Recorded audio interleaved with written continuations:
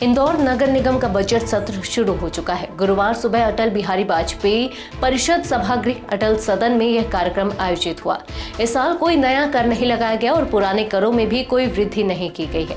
8,174 करोड़ रुपए के बजट में शहर के विकास के लिए कई अहम योजनाएं रखी गई हैं। बजट सत्र की शुरुआत से ही कांग्रेस और भाजपा पार्षदों के बीच हंगामा हुआ। कांग्रेस ने फर्जी बिल घोटाले को लेकर भाजपा परिषद को घेरने की कोशिश की। इस बार बजट में सड़क निर्माण, सीवेज और ड्रेनेज सिस्टम, मास्टर प्लान, सड़कों के चौड़ीकरण और जल प्रबंधन पर खास ध्यान दिया गया है। नमस्कार, मैं हूं विजयश्री और आप देख रहे हैं यूपी न्यूज। आज की रिपोर्ट में हम बात करेंगे कि इस बजट में इंदौर के विकास के लिए कौन कौन सी योजनाएं शामिल है, कर को लेकर क्या फैसले लिए गए हैं और सदन में हंगामे की वजह क्या रही। गुरुवार सुबह 11 बजे बजट सत्र शुरू हुआ। सभापति मुन्ना लाल यादव ने सबसे पहले दिवंगतों को श्रद्धांजलि दी और फिर सदन की कार्यवाही 10 मिनट के लिए स्थगित कर दी गई। जैसे ही कार्यवाही दोबारा शुरू हुई, कांग्रेस पार्षदों ने फर्जी बिल घोटाले का मुद्दा उठाया, जिससे सदन में हंगामा मच गया। भाजपा पार्षद चाहते थे कि बजट पर चर्चा हो, जबकि कांग्रेस पार्षद घोटाले पर सवाल उठा रहे थे। इस बीच मेयर पुष्यमित्र भार्गव ने बजट भाषण पढ़ना शुरू किया और बताया कि इस साल ना तो कोई नया कर लगाया गया है और ना ही कर दरों में वृद्धि की गई है। नगर निगम को इस साल 1,000 करोड़ रुपए का राजस्व प्राप्त हुआ है, जिससे शहर के विकास कार्यों में तेजी लाई जाएगी। बजट में सड़क निर्माण को प्राथमिकता दी गई है, खासकर सिंहस्थ 2028 को ध्यान में रखते हुए उज्जैन से जुड़े मार्गों को चौड़ा किया जाएगा। इंदौर में 30 से ज्यादा मास्टर प्लान सड़कों को चौड़ा करने की योजना बनाई गई है, जिस पर लगभग 1,500 करोड़ रुपए खर्च होंगे।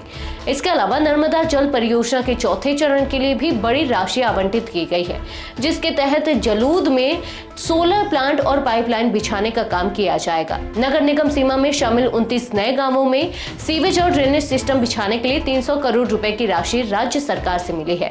इससे शहर की स्वच्छता व्यवस्था को और मजबूत किया जाएगा। इस साल स्वास्थ्य विभाग के बजट में भी बढ़ोतरी की गई है, जिससे सफाई के लिए आधुनिक संसाधनों की खरीद की जाएगी।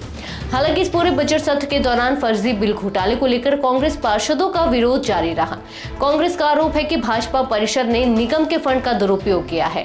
उन्होंने मांग की कि इस मामले की विस्तृत जांच होनी चाहिए। वहीं भाजपा पार्षदों का कहना है कि यह सत्र बजट और विकास योजनाओं पर चर्चा के लिए था, लेकिन कांग्रेस इसे राजनीतिक मुद्दा बना रही है।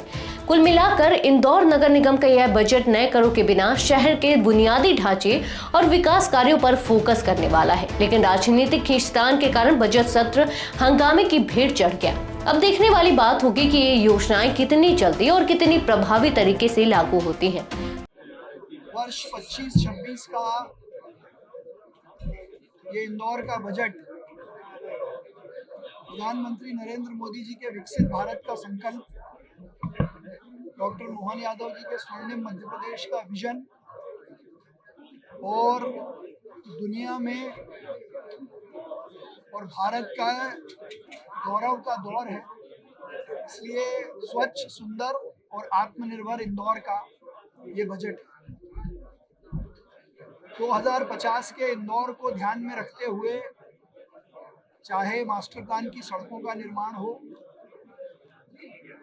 मूलभूत सुविधाओं में हर घर नल और जल, सीवरेज नई कॉलोनियों की दृष्टि से, साथ ही हरियाली, खेल और डिजिटलाइजेशन को फोकस करता हुआ ये बजट है, जिसमें सबसे पहले इंदौर के सफाई मॉडल को नेक्स्ट लेवल पर ले जाने के लिए, वेस्ट मैनेजमेंट को नेक्स्ट लेवल पर ले जाने के लिए डिजिटलाइजेशन और गीले सूखे कचरे के अलावा कपड़े हों, रीयूज्ड ऑयल हो, इलेक्ट्रॉनिक वेस्ट हो, कांच हो, इनसे भी कंचन करने की प्रोसेस और घर बैठे ऐप से कचरा कलेक्ट करने का काम आने वाले समय में इस बजट के माध्यम से हम करेंगे। 23 मास्टर प्लान की सड़कों के अलावा 10 नई मास्टर प्लान की सड़कें इंदौर नगर निगम इस बजट के माध्यम से बनाएगा, जिसमें प्रमुख रूप से हमारी चंदन नगर वाली वेस्टर्न रिंग रोड को एयरपोर्ट तक ले जाना हो, या गंगानगर से लेकर सीरपुर तक का ओवरब्रिज बनाना हो। इंदौर नगर निगम को फिश एक्वेरियम इस साल में मिलेगा।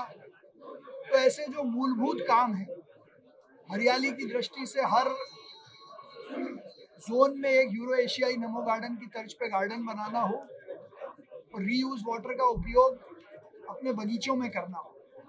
तो सशक्त, समृद्ध और ज्ञान आधारित विकास, गरीब कल्याण का जो हमारा संकल्प है, उस आधार पर ये बजट प्रस्तुत किया गया। आज के लिए बस इतना ही।